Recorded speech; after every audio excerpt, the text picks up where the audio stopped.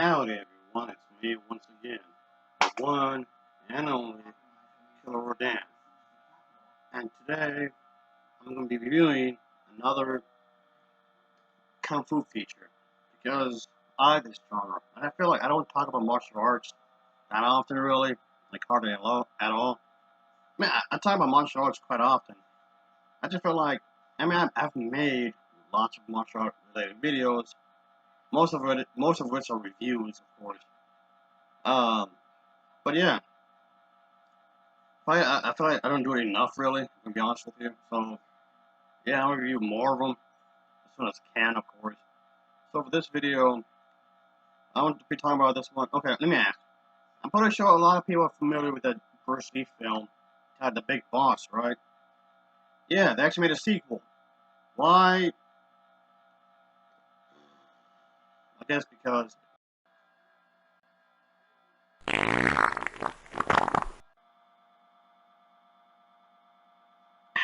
But, anyway, alright.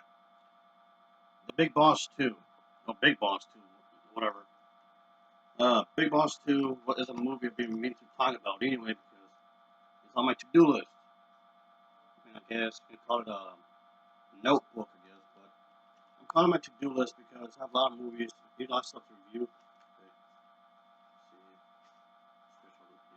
there you go. All right then, over here. So, anywho, of course, as usual, I have to talk about the plot. So let's get into it, shall we? So here we go. Our main character, mind you, he's not even called Bruce Lee, by the way. I know the character. I know Bruce Lee was actually called different names because he did play different characters in different movies.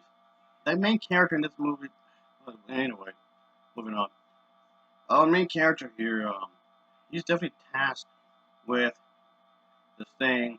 What I mean is that he has to be, yeah, he has his job when it comes to transporting a list of names. Of course, while being hunted by the Japanese army. So, of course, this has something to do with the fact that, try to use a story like the Japanese want to do something to the Chinese, and he must resist on the Imperial Army or whatever. So he's doing that kind of thing, which, yes, Bruce Lee had a story like similar to that in one of his own films. So I guess he want to do something kind of like that, I guess.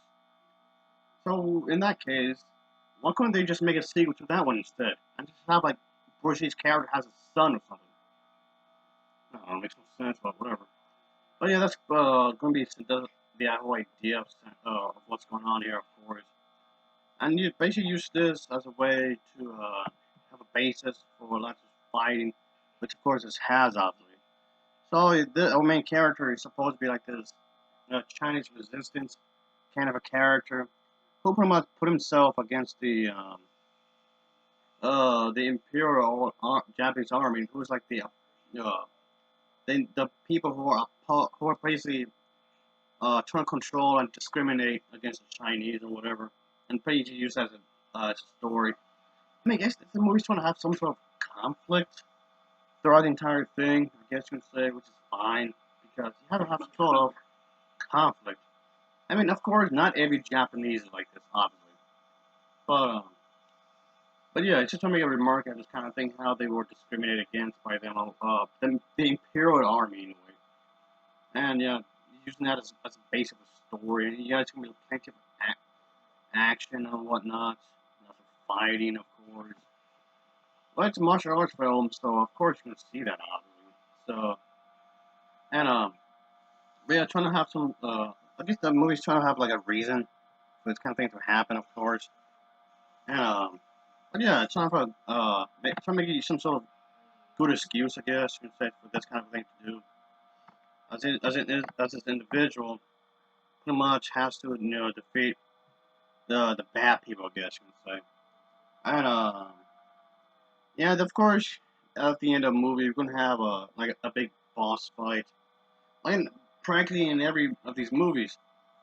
Uh, I guess he's supposed to be the underdog, but point being is that the main character, like in a lot of martial arts films I've seen, the main character has to fight this big boss guy at the end, like in a lot of the martial art films I've seen.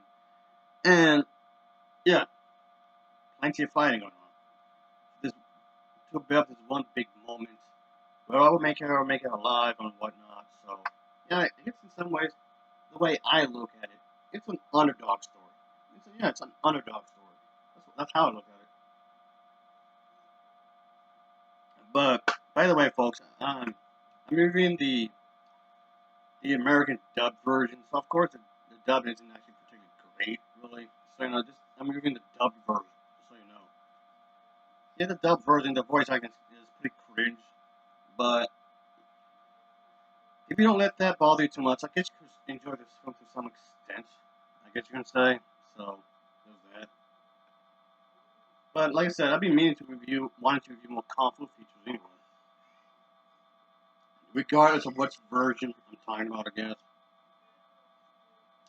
It gives me an excuse to talk about Kung Fu, so that's something. But anyway, that aside, the movie itself it's okay. I mean, it's alright. I've seen better. I've seen way better.